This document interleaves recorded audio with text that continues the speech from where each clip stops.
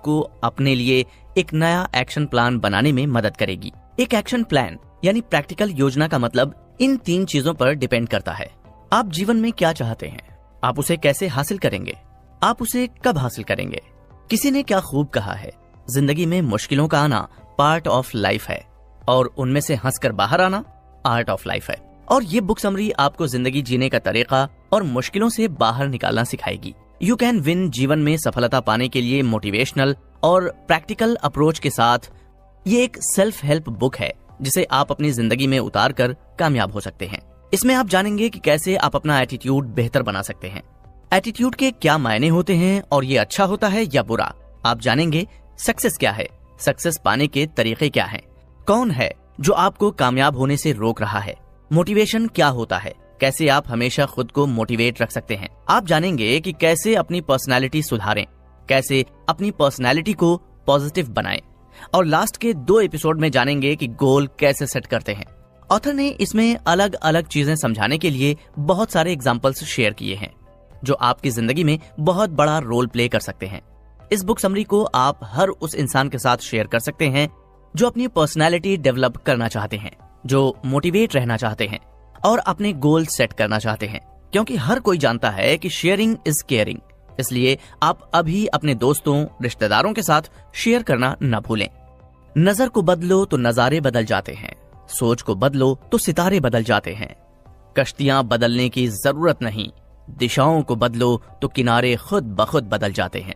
और दिशाएं बदलेगी ये बुक समरी अगर आपने एंड तक सुनी तो, क्योंकि इसमें वो सब है जो एक को कामयाब होने के लिए चाहिए। बस नीड है तो खुद में इंटरनल मोटिवेशन की। कंप्लीट बुक समरी सुनने के बाद आपको बहुत सारी चीजें पता चल जाएंगी जो आपको सफलता की नींव रखने के लिए चाहिए ही चाहिए। आप दुनिया के किसी भी देश में रहते हो या किसी भी संस्था में काम करते हो, इस बुक समरी में बताए गए प्रिंसिपल्स पर हर जगह आगे बढ़ने में और सफलता प्राप्त करने में आपकी मदद करेंगे। आइए हम एक एक करके सभी चैप्टर्स को डिस्कस करेंगे। तो चलिए शुरुआत करते हैं पहले चैप्टर से। आप सुन रहे हैं इम्पोर्टेंस ऑफ एटीट्यूड। इस एपिसोड में ऑथर एटीट्यूड क्यों जरूरी है ये बताने के लिए कई कहानियां शेयर करते हैं। वो बताते हैं कि एक समय की बात है, एक आदमी था जो गुब्बारे बेचने का काम करता था। वो गांव के आसपास लगने वाले मेलों में जाता था और गुब्बारे बेचता था। बच्चों का ध्यान अपनी तरफ करने के लिए उसके पास रंग बिरंगे गुब्बारे होते थे। उसे जब भी ये महसूस होता कि अब उसके गुब्बारे बिकने कम हो गए हैं तो वो एक गुब्बारा लेता और उसे हवा में उड़ा देता था, जिसे देखकर बच्चों के मन में लालसा हो जाती और फिर से बच्चे गुब्बारे खरीदने के लिए उसके पास पहुंच जाते थे। एक बार गुब्बारे वाला किसी मेले में गुब्बारे बेच रहा था और अपनी बिक्री को बढ़ाने के लिए वो समय समय पर गुब्बारों को हवा में उड़ा देता था। ये सब उसके पास खड़ा एक छोटा सा बच्चा बड़े ध्यान से देख रहा था। जैसे ही उसने हरे रंग के गुब्बारे को हवा में उड़ाया तो बच्चा उसके पास गया और गुब्बारे वाले से पूछा, अगर आप इस काले वाले रंग के गुब्बारे को छोड़ेंगे तो क्या ये गुब्बारा भी ऊपर जाएगा?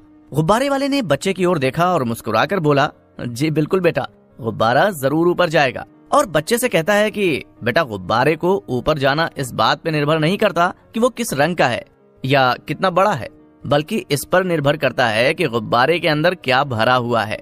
ठीक इसी तरह ये बात हम लोगों पर भी लागू होती है कि कोई आगे चलकर क्या बनने वाला है ये उसके कपड़े या रंग इस पर निर्भर नहीं करता है, बल्कि ये इस बात पर निर्भर करता है कि उसके अंदर क्या है, उसका व्यवहार कैसा है और वो अपने बारे में क्या सोचता है। उसका एटीट्यूड डिसाइड करता है कि वो कितना आगे जाएगा।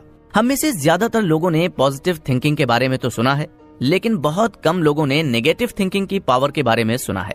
ऑथर बताते हैं कि ये दोनों थिंकिंग बराबर ही ताकतवर हैं।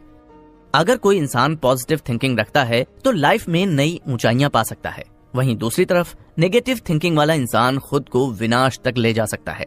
एक अध्ययन में पाया गया है कि हार्वर्ड यूनिवर्सिटी में 85% लोगों को नौकरी उनके एटीट्यूड की वजह से मिलती है और 15% को उनके नॉलेज की वजह से। यू कैन विन भी कामयाबी के 85% के बारे में है। एटीट्यूड हमारी जिंदगी में हर जगह, चाहे पर्सनल लाइफ हो या प्रोफेशनल लाइफ, एक बहुत मेन रोल अदा करता है। ऑथर ने एक एग्जाम्पल और देकर समझाया। हफीज अफ्रीका का एक किसान था। वो अपनी जिंदगी से खुश और सेटिस्फाइड था। हफीज खुश इसलिए था क्योंकि वो सेटिस्फाइड था। वो सेटिस्फाइड इसलिए था क्योंकि वो खुश था। एक दिन एक समझदार आदमी उसके पास आया और हफीज को हीरों के महत्व और उनसे जुड़ी ताकत के बारे में बताया। उसने हफीज से कहा कि अगर तुम्हारे पास अंगूठे जितना बड़ा भी हीरा हो तो तुम पूरा शहर खरीद सकते हो, और अगर तुम्हारे पास मुट्ठी जितना बड़ा हीरा हो तो तुम अपने लिए शायद पूरा देश ही खरीद लो। वो समझदार आदमी इतना कहकर वहां से चला गया। उस रात हफीज को नींद नहीं आई और वो सो नहीं सका। अब वो अनसेटिस्फाइड हो चुका था, इसलिए उसकी खुशी भी खत्म हो चुकी थी। दूसरे दिन सुबह होते ही हफीज ने अपने खेतों को बेचने और अपने परिवार की देखभाल का इंतजाम किया और हीरे खोजने के लिए रवाना हो गया। वो हीरों की खोज में पूरे अफ्रीका में भटकता रहा पर उन्हें पा न सका। उसने उन्हें यूरोप में भी ढूंढा पर वे उसे वहां भी नहीं मिले। स्पेन पहुंचते पहुंचते मेंटली, फिजिकली और इकोनॉमिकली लेवल पर पूरी तरह से टूट चुका था। वो इतना मायूस हो चुका था कि उसने बार्सिलोना नदी में कूदकर खुदकुशी कर ली थी।